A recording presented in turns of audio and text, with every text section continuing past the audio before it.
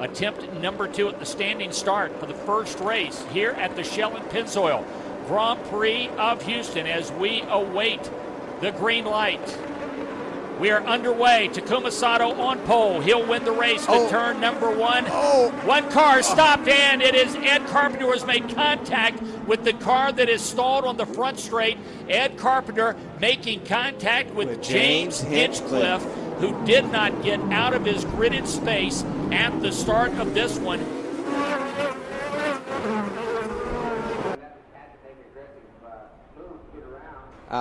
Hinchcliffe, and he banged the wall with his right rear tire. And you can see it right here. He moved up, just boom, he hits it, and that took him out. And then here comes Ed with a big hit on. Well, Hinch is done because the left rear looks like the left rear suspension is completely broken.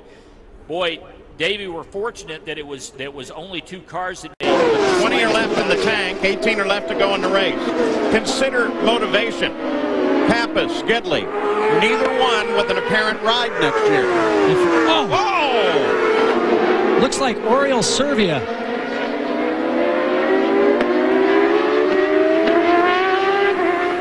Watch carefully. You don't see any movement yet. Moving in the cockpit. Coming down into the second corner, you can see Oriol get up and over the back of Mauricio Gugelmin's car. Watch it again. Fortunately, he landed right side up. As you said, Paul, the great danger of open wheel racing is wheel-to-wheel contact. Car digs in. One of the pieces that you see bouncing is actually the brace, the horseshoe that fits around the driver's helmet to help keep the head of the driver steady and in place. You'll see it here flip out to the left. Things might get a little bit loose for you. That's what happened to Will Power when I saw that 2 years ago in turn number 2. Ideally, I think you'd like to be low, in particular going into... we have a huge crash here on the track right now. It looks like Mikhail Aloshin. I'll have to look up who it is. I saw Aloshin earlier was running very close with Charlie Kimball and as well Sebastian Saavedra, but don't want to identify just yet who it is, as we have yet to identify. It looks like Marco Andretti may have been involved just by looking at the colors. Now, a few laps ago, I noticed, and indeed I do see Charlie Kimball in the car. He is moving. That is good news. But I did see, and he gives 2 thumbs up, does Charlie Kimball. Charlie Kimball gave 2 thumbs up in that 83 machine. I saw earlier 3 laps to go. Hinch has 1. Newgarden has 1. All right, 2 laps left. Who's going to win it? What do you think at home? Who do you like? It's anyone's guess. Hinchcliffe has the upper hand with 1 more push to pass. Young Joseph has 1 left as well. Marco Andretti has 1 left, hanging back there in 4th. And Oriol Servia for Panther Dreyer Reinbold is in the top 5. What a battle this is going to be to the finish. Look at Hinch is all over Sato again. Race control for sure has to be reviewing that incident. And we're getting the word they are reviewing it right now. We'll let you know as soon as we know. Marco Andretti's arrived on the scene with 1.5 laps left to run.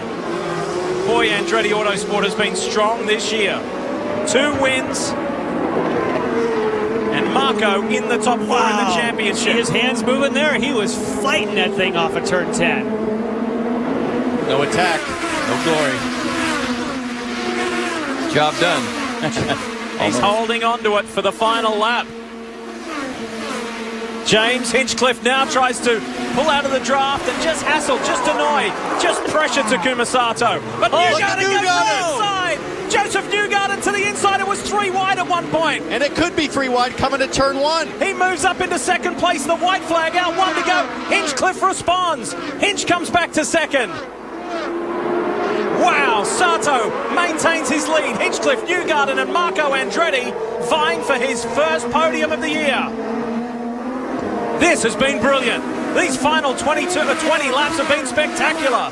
Marco Andretti pops on Newgarden now on the outside. Oh, he got him. Easily done. That was an easy one.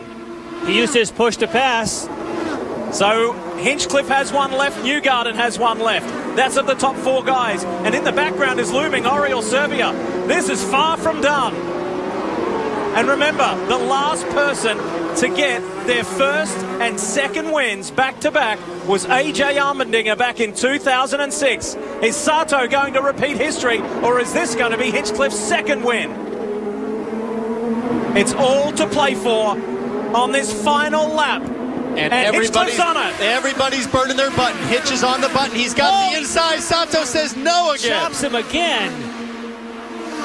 Hinchcliffe, did he do it early enough for Hinch to have a run? Newgarden's out of the draft. Sato hangs onto it. Newgarden on the inside of Andretti. And on the inside, Hinchcliffe is on the over and under. Oh, he is in the mayor's office. James Hinchcliffe runs it to the line. Will he have enough? And he wins his second one. Servia the fourth. On the final corner, on the final lap, James Hinchcliffe is a winner again. How about that? He says, you may block me, but I've outmaneuvered you. Yeah, what about that? And you can see how much that means to Hinchcliffe. A win, 2 non-finishes, and another win. What a season for the mayor of Hinchtown. That's some of the best IndyCar racing I've seen Look in at Greg a while. Hansen, his engineer, That on the was pit awesome. wall. He's laughing, saying, can you believe that? That is all driver at that point. There's nothing your race engineer can do for you. Great, great job. Let's relive that pass and that moment. There was so much going on in that final turn. Sato made life hard for him, and then they come into the braking zone. Talk us through. Hinch goes to the outside. Takuma's going to brake as late as he can. Gets in a little deep. The back end steps out. Hinch is able to duck to the inside, do the over-under, the crossover, and just comes flying out of that corner.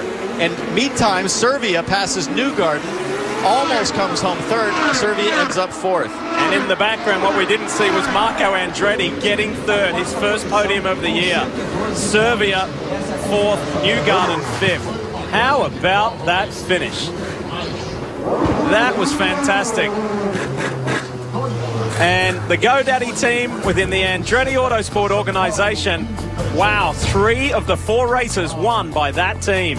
TK has gotten into the medical car. Okay, we're watching on board with Elio Castroneves now heading to turn number 1. He's going through the chicane right now, Mike, over the railroad tracks into the rough part, heading down to turn 1. Obviously, Tony Kanaan's going to be behind Braking zone here, coming up. Getting ready for the braking zone. Elio moves to the inside.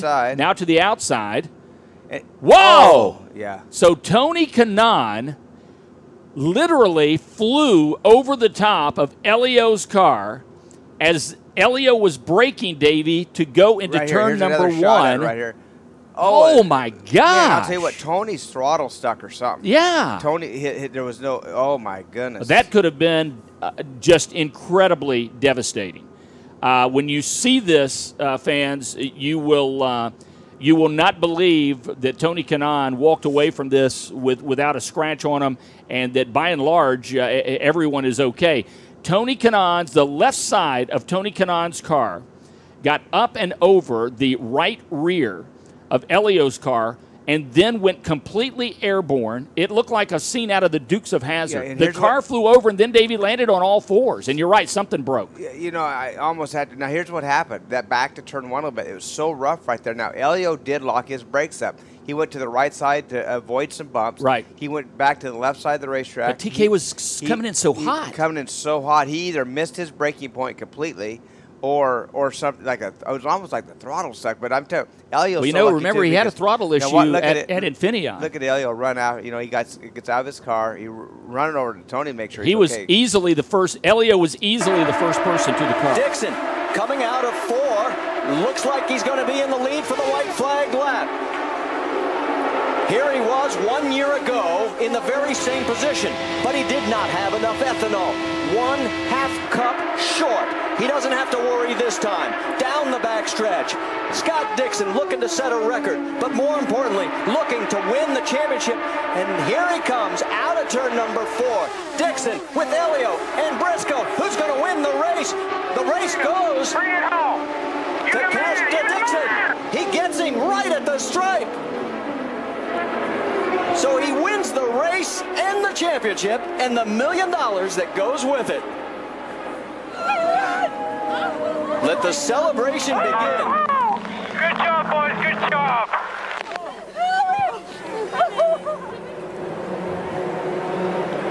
Scott Dixon, his 17th career win, 7th this season. It sets a series record, breaking his teammates Dan Weldon's mark, and his first win here at Chicago. All right, now we're getting word from IndyCar officials that they are double checking the finish. All of our electronic scoring on both of our monitors has Dixon in front of Castroneves by 1/1000th of a second. It would be the closest finish in IndyCar Series history. Take another look. Here's Neves, you are the winner of the race. No way, I knew it. I thought, I really think I won this thing, and hey, my man, the last half lap. Remember, we talked about Castroneves' car not getting through the middle of the turn as good as Dixon's. Boy, that is so. How do you Your tell? guess is as good as mine. All right, take a look. You're looking for 1/1000th of a second. Has caught up to Dario. Danica has gotten in lockstep with him. We're going to find out if it's going to be able to push him to the lead, because here they go. As it is right down low with Dan Weldon, Dario and Danica on the high side. And here comes Marco. Oh, look out! Airborne! Franchini's upside down. Dixon is involved. The wheels touched. Weldon is involved. Airborne up here got up into the fence. We got him coming down. Copy that. Scott, you okay? Looks like Sam Hornish also involved. And right now, folks. Yeah, he got hit in the head. Think good thoughts. The Delphi safety crew is heading for Dario. And from this angle, obviously, we can't see a thing. The wheels. Now, the left rear of the car on top, the 27 car, and then the car on the right front wheel of Dan Weldon. Looked like Dan was just trying to move up towards the right just a little bit, and his right front wheel on his target machine got the Canadian Club machine up in the air. And see everything else going on there. The parts just strewn everywhere. And the real lucky guy in this, Marty, I think really was Thomas Schechter, because of everything coming down top of his car. He could end up having the car land right inside the cockpit. Also, watch Scott Dixon. He almost had the same situation. Watch the 9 car come in here. Up and over. See right there. I mean, absolutely. Wow. Actually, it's the 22 of AJ Foyt, not Thomas Schechter. Excuse me. I mean, those two guys, very, very fortunate. Remember, this is 215, 218 miles an hour. Here they come to the white flag. We'll enter the final lap of the Indianapolis 500. Ryan Hunter-Reay to the outside of Elio Castroneves for the race lead.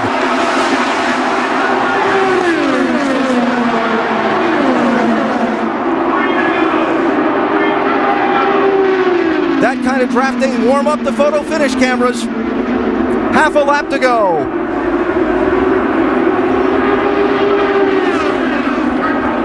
Ryan Hunter-Reay leads. Elio Castroneves is second. Can Castroneves close on him? He's a couple of car lengths back. One last corner to go.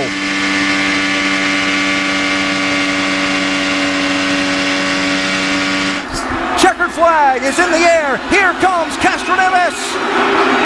He won't get there. Florida's Ryan Hunter-Reay wins the Indianapolis 500. Captain America pulled it off.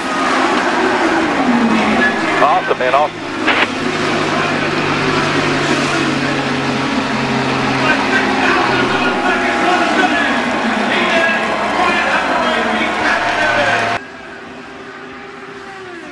Hinchcliffe had contact with Carpenter. All behind you here. Yellow's out. You could tell 3 wide going into 1 was not going to work. 3 wide around here in an IndyCar does not work ever. Sorry. Nah, I'm fine. It was busy down there. I suspect they'll have words with each other. It was 3 wide. Look like. Yeah. 3 wide. Down the belt. Speed. That is you. And Hinchcliffe just came from that concussion he had in the inaugural Grand Prix.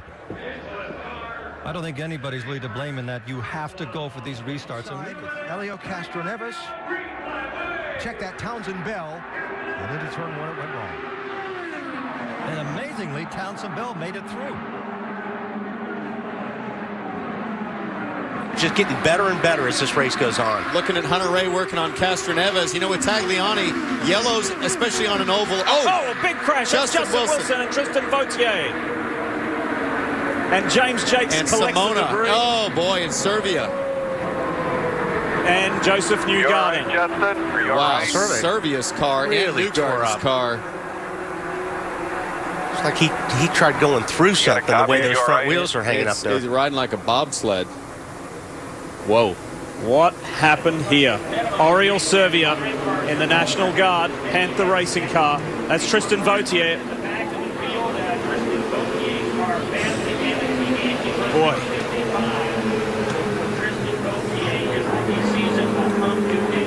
Oh boy, that's nice to see him get out. That, Wally, that thing is, that thing is done. Oriol Servia in his final race with Panther Racing in terms of his allotment this year. Ryan Briscoe filling in, and not the way Servia needed this one to go. Let's see what happened. Okay, Justin Wilson, there's Servia. Graham Rahal is the yellow and black car. Justin Wilson wiggles. That right rear tire was on that seam. We've talked about that, and Wilson turned in with his right rear right on the seam. Everybody else trying to get out of the way, and Servia just gets pancaked. And there comes Vautier T-boning Wilson, and then Simona somehow got caught up. She's down below sliding through the grass. But if we look at that again in slow motion, we're going to see Wilson, an unfortunate victim of those scenes. Yeah, watch Servia up there. He just got slammed in by Newgarden. I mean, they were just trying to get on the high side of Wilson, but just ran out of room quickly. This should be a pretty good angle if we get on board here with Servia on the National Guard car. All right, let's go to that onboard shot now. Take a ride with Oriol Servia. Now you watch Wilson down on the left. He just gets a little bit loose there. Servia's got to make a decision, so he goes high, but out of nowhere, Newgarden comes slamming up the racetrack. So Servia made the right decision, but obviously Newgarden got hit and threw it up into Servia. Look at that front of that car, Townsend. Massive impact. The white flag flies. There is one more lap to go in the Indycar season. Can Brian Herta hang on for that lap? Well, remember one thing, too. Zanardi's got to get right behind him, and then he's got to find a way past him. He's got to be able to pass him. Brian can't afford to make any mistakes here.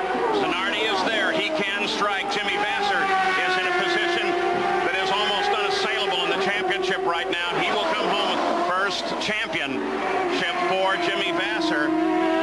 Brian Herta, United States. Jimmy Vasser, United States. Two new names, both from the U.S. in this series that has become so international. So the battle for the PPG Cup. Look, here he comes, here he comes, here he comes, and he gets him. Can he get him back? Can he hang on? Oh, look at this. Down through the first final lap. Alex Zanardi, remember twice we've had the change on the final lap of the race this year. Alex Zanardi at the top of the hill, an area you would not normally try and pass. Ducks the inside of Brian Herta, goes all the way off the course on the right-hand side, and Alex Zanardi, with a brilliant move, takes the checkered flag from the pole and the win here at Laguna Seca. Unbelievable. Comes the white flag for Tony Kanaan. He said at the beginning of the broadcast, I've got to go win. He knew he had to lead the most laps. He's done both of those. He's got to traverse this mile-and-a-half oval one more time. Scott Dixon is going to close ground on our points leader, Dario Franchitti, as they come down the backstretch and through turns 3 and 4. Tony Kanaan, it'll be his 4th win this year, the first to 4, and his 11th. Nice job, TK. Nice job. Good job, guys. Nice job. Hey, Bruce. Happy birthday, brother. Happy birthday. Take a look. Oh, and we have a crash at the first turn after they cross the finish line. It is Koski Matsura and Dario Franchitti. It was after the finish. Dario came across the line in 8th. Koski a lap down in 11th. You saw the close finish for 2nd through about 6th position. It was Dixon, Foyt, Andretti, and Scheckter, followed by Sharp, Carpenter, and then Franchitti. And then after that, all hell broke loose. Well, I'm not sure what went on with that, but we're going to have a quick replay of that so we can see. Remember, he was trying to get underneath. Oh my gosh, he goes up and over again? Oh, can you count this as lucky or what in the world? That looked like one of those hydroplane blowovers. My goodness. All right, here we go. We're going to go on board. Now, you're not riding aboard a jet fighter right now when you start to see the sky. Whoa, whoa, whoa. He just checks up and touches the tire up and over.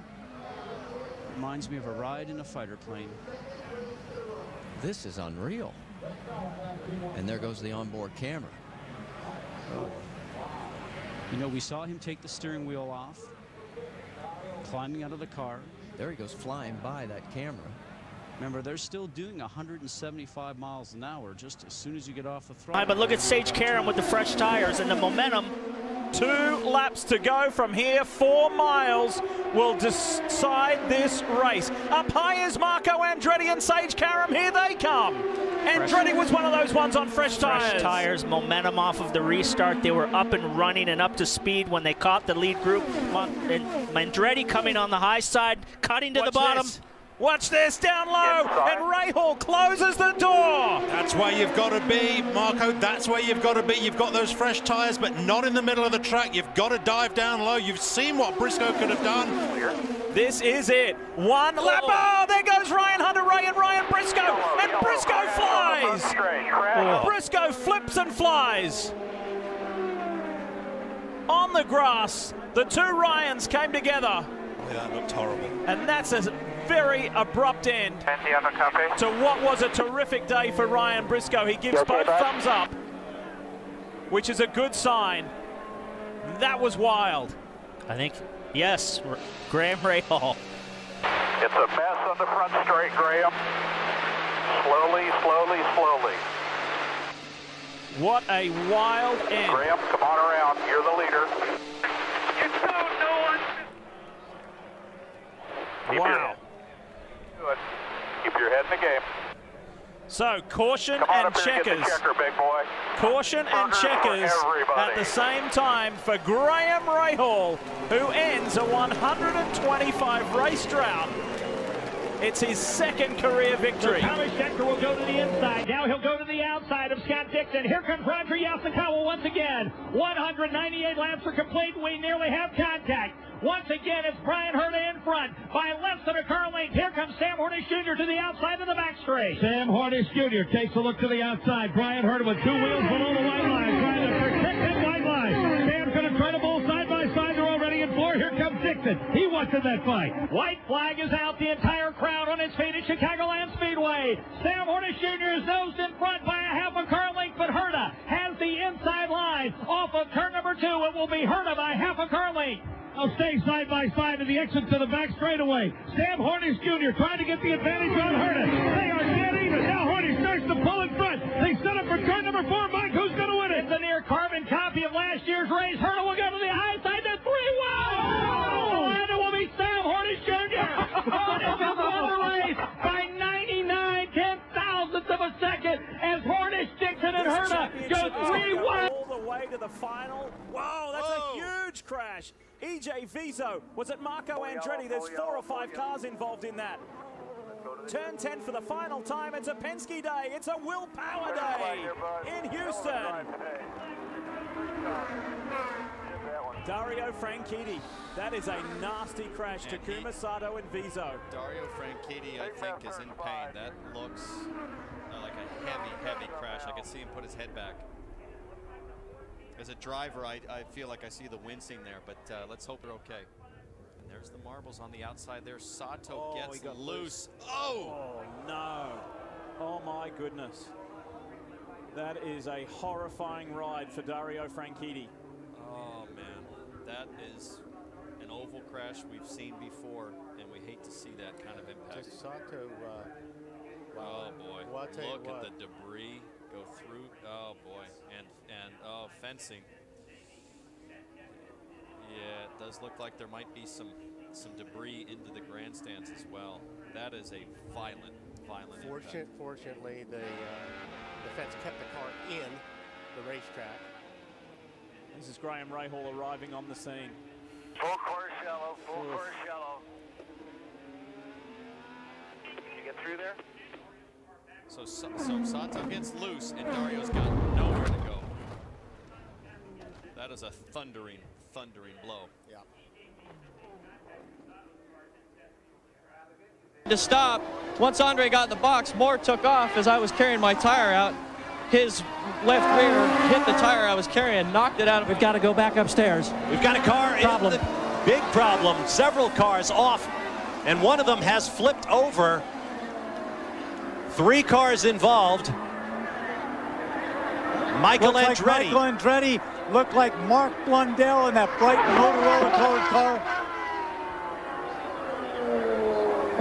The safety team on the scene. I believe that's down in the runoff at turn 3.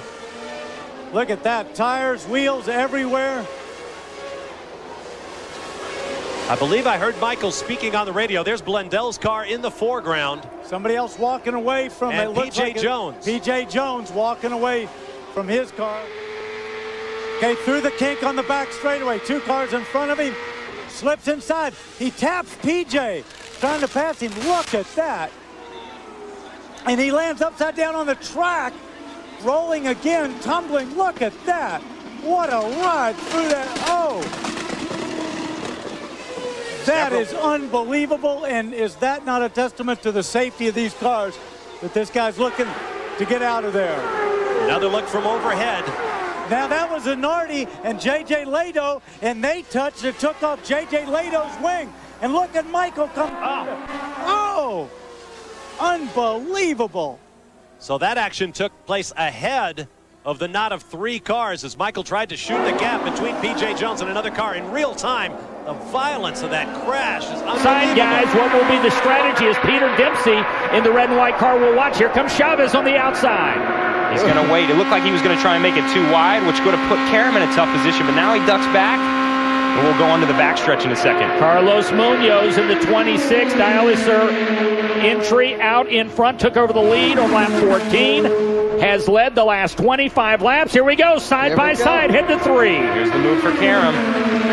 So here's Sage Karam. Now Chavez going to make it 3 wide to the outside, guys. Woo! This is tight. Oh, baby. This is what people look for. for. 3. Oh, Karam and Munoz nearly touch. On the outside of 4, remaining 3 wide. Gabi Chavez. We're going to have a 3 wide shootout at the line. It's a drag race. Who's got the momentum? Here comes Dempsey. Dempsey's going to go 4 wide. It's going to be Dempsey won it. Oh, Dempsey won it.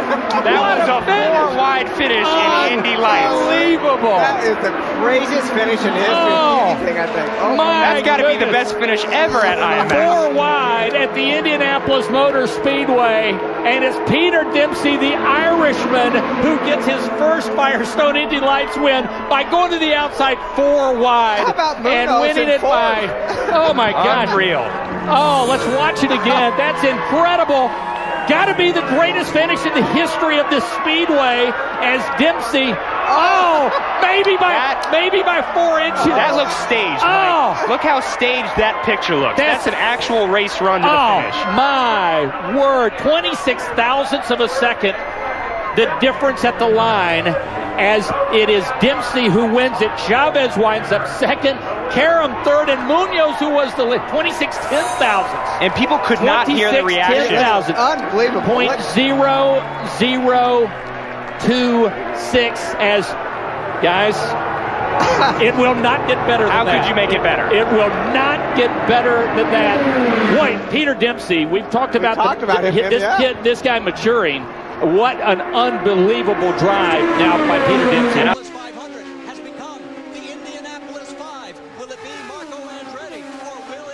Sam Hornish Jr. Hornish coming after him. The margin at the stripe. Half a second.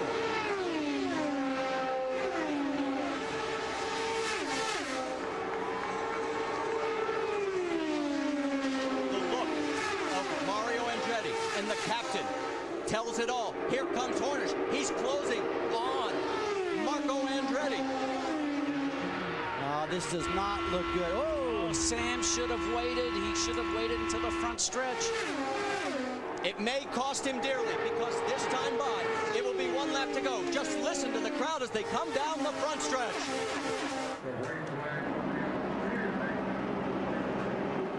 White flag. I believe Marco can do this. I really think he's got it. He's got to hold the line. Low lane, Marty Scott. This kid, I believe, is going to win this race. The most exciting Daytona 5. I'm sorry, the most exciting Indy 500 ever. Down the back stretch for the final time. His father has not won it in 15 tries. Through 3. Hornish closing one more time. Coming out of 4. Down the front stretch. It's a drag race. Marco Andretti. Hornish. Who's going to win? At the stripe. It's Hornish. Hornish wins. By 6/100ths of a second. The closest finish, second closest in Indy history. All right. You're a hell of a man, guy. Whoa. You're the man. Yeah, that's awesome, man. If you are Marco Andretti, though, you cannot be disappointed. Look at the agony, the ecstasy. Let's go back, take another look at this great finish. I didn't think Sam could do it after losing that first attempt, that first run. I absolutely thought that he blew it because he didn't get that run on him before and make it successful. But look at this. It almost made me myself back in 1992 when I chased Al Jr., except Sam got the job done. Scott, Roger Penske runs Sam Hornish that race. He won him that race by bringing him down pit road and topping him off the field and barely making it on field mileage. The second closest finish in the history of this 19 event.